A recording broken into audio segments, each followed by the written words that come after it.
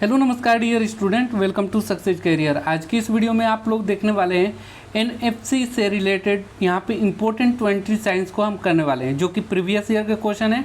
आप देख सकते हैं आपका जो स्टिपेंडरी कैटेगरी सेकेंड है और वर्क असिस्टेंट है, या फिर आप हॉस्पिटल वर्क असिस्टेंट के लिए एग्ज़ाम देने जा रहे हैं, तो ये वीडियो ज़रूर देखकर जाइएगा, क्योंकि प्रीवियस ईयर के क्वेश्चन आपको यहाँ मिलने वाले हैं।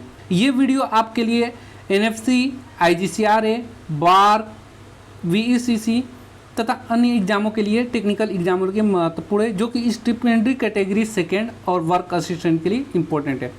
दोनों का सिलेबस सबसे पहले हम डिस्कस करते हैं। मैथमेटिक्स से 20 क्वेश्चन आएंगे आपके, साइंस से 20 क्वेश्चन और जनरल अवेयरनेस के 10 क्वेश्चन। तो हम यहाँ पे प्रीवियस ईयर के साइंस के पोर्शन को 20 क्वेश्चन करने वाले हैं, जो कि इंपॉर्टेंट होंगे। तो चलिए वीडियो को स्टार्ट करते हैं। देखिए, मैथ की वीडियो की लिंक आपको डिस्क्रिप्शन बॉक्स में मिल जाएगा, तो वहाँ जाकर आप डाउनलोड कर सकते हैं, जो कि 18 प्रैक्टिस सेट हैं प्रीवियस ईयर के, जो कि आपको एनएफसी के द्वारा, एनपीसीआईएल के द्वारा, आईजीसीआरए के द्वारा या बार के द्वारा स्टिपेंडरी कैटेगरी सेकेंड या वर्क असिस्टेंट पे करवाया गया क्वेश्चन है। तो चलिए डिस्कस करते हैं। और मैथ की क्लास मैथ की क्लास की लिंक आपको डिस्क्रिप्शन बॉक्स में लिंक मिल जाएगा, वहाँ से मैथ देख सकते हैं। सबसे पहले यहाँ पे हम 21 नंबर के क्वेश्चन को कर रहे हैं। There which of the following gas is not found in air. हवा में कौन सी गैस नहीं पाई जाती है? बिल्कुल अच्छा क्वेश्चन है। कौन सी गैस नहीं पाई जाती है? तो हाइड्रोजन गैस नहीं पाई जाती है। नेक्स्ट क्वेश्चन है, PB is the chemical symbol of. PB का रासायनिक प्रतीक क्या है? तो आपको पता है पीबी किसको बोला जाता है? लेड को बोला जाता है। अगला क्वेश्चन है, एलपीजी कंसिस्ट ऑफ मेनली।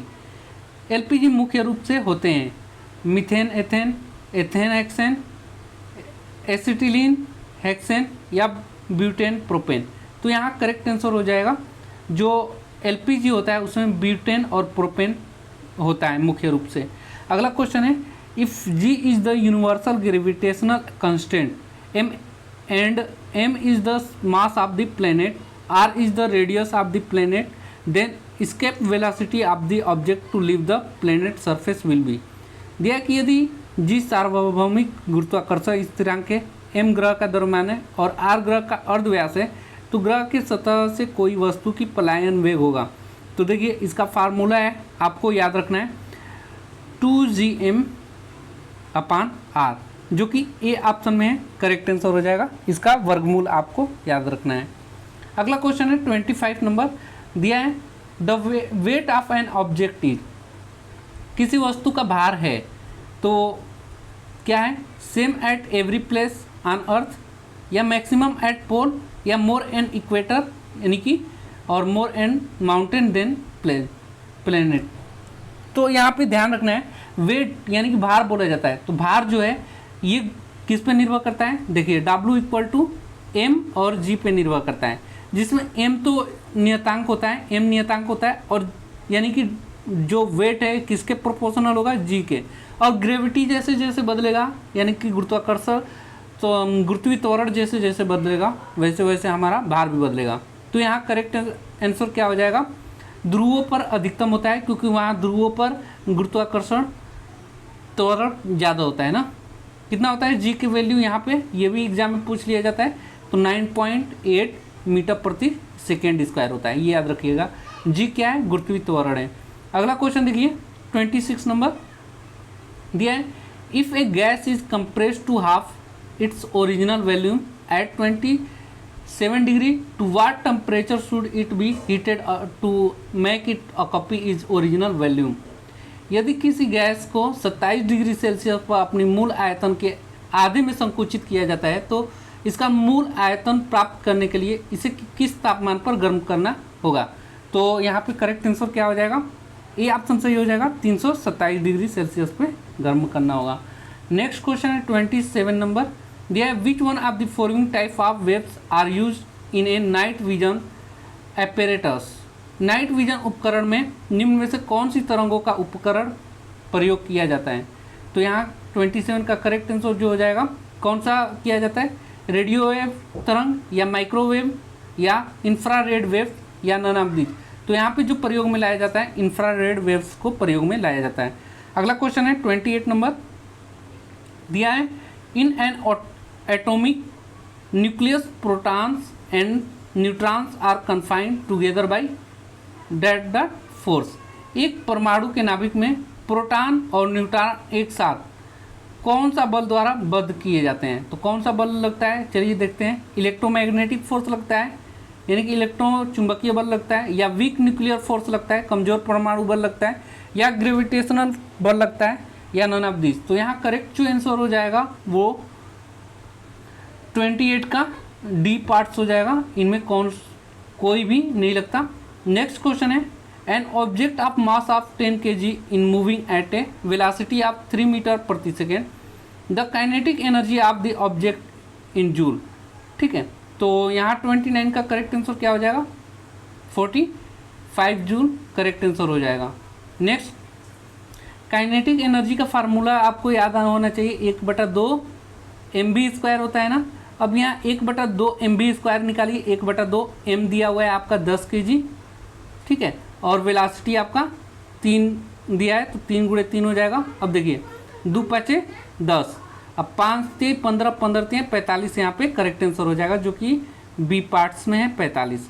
अगला क्वेश्चन देखिए 30 नंबर दिया है, विच of the following is not the characteristic shown by hydrogen. ठीक है, निम्नलिखित में से कौन सा हाइड्रोजन द्वारा दिखाया गया गुण नहीं है?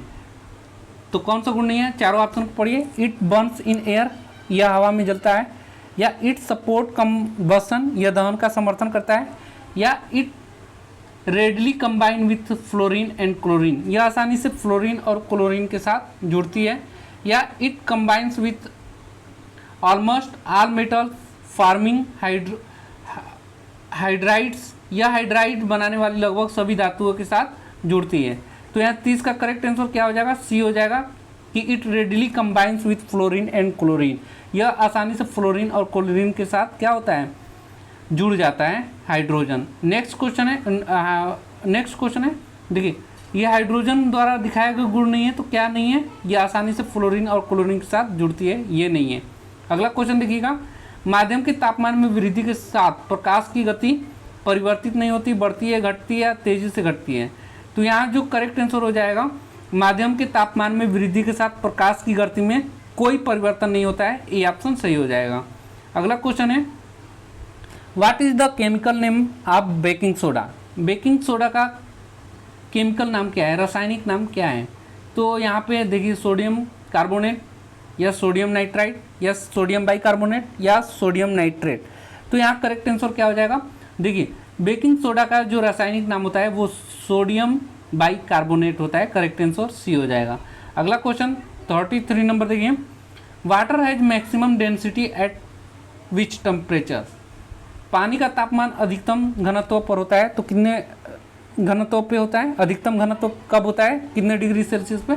तो 4 डिग्री सेल्सियस पे अधिकतम घनत्व होता है पानी का। अगला क्वेश्चन 34 नंबर देखिए, दिया है the most important ore of aluminium is. Aluminium का सबसे महत्वपूर्ण अयस्क कौन सा है? गैलेना, कैलेमाइन, कैल्साइट, या बक्साइट। तो करेक्ट आंसर क्या हो जाएगा? बक्साइट इसका मुख्य अयस्क है, महत्वपूर्ण अयस्क है ना। अगला 35 नंबर क्वेश्चन देखिए, दिया है when light passes from one medium to another medium which one of the following does not changes. जब प्रकाश एक माध्यम से दूसरे माध्यम में गुजरता है तो निम्नलिखित में से क्या परिवर्तित नहीं होता है? गहनता, इंटेंसिटी, या फ्रीक्वेंसी यानी कि आवृत्ति, वेवलेंथ यानी कि तरंगदैर्घ्य, वेलोसिटी यानी कि गति। तो देखिए जब प्रकाश एक माध्यम से दूसरे माध्यम में गुजरता है तो इसमें परिवर्तन नहीं होता है। किसमें परिवर्तन नहीं होता है? फ्रीक्वेंसी में कोई परिवर्तन नहीं होता है। अगला 36 नंबर का क्वेश्चन देखिए, दिया है a pendulum is taken to moon, it is time period will be. क्या होगा? चंद्रमा पर एक दोलक को ले जाया जाता है तो उसकी समय अवधि क्या होगी? तो समय अवधि क्या होगा? बढ़ेगा, अपरिवर्तित रहेगा, घटेगा, या तय नहीं किया जा सकता। तो चंद्रमा पर ले जाने पे उसकी समय की अवधि बढ़ जाएगी, करेक्ट आंसर ए हो जाएगा। अगला 37 नंबर देखिए, दिया wheat stone bridge is use for accurate measuring of. Wheat stone bridge का सटीक माप के लिए उपयोग किया जाता है, किसका? प्रतिरोधक का, वोल्ट का, प्रवाह का, या पावर का।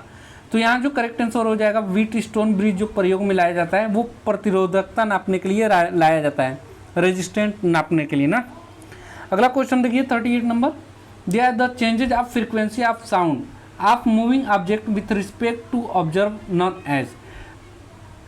परिवेक्षक के संदर्भ में एक चलती हुई वस्तु की ध्वनि की आवृत्ति में परिवर्तन करने के रूप में क्या जाना जाता है?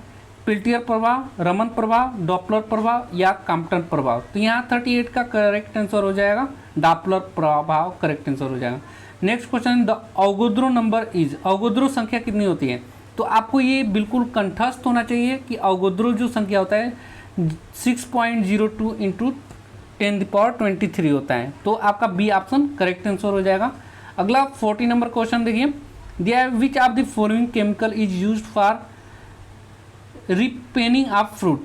फलों को पकाने के लिए निम्नलिखित में से कौन सा रसायन उपयोग किया जाता है? ठीक है, तो कौन सा, सोडियम क्लोराइड का या कैल्शियम कार्बाइड का या पोटेशियम क्लोराइड का या इनमें से कोई नहीं।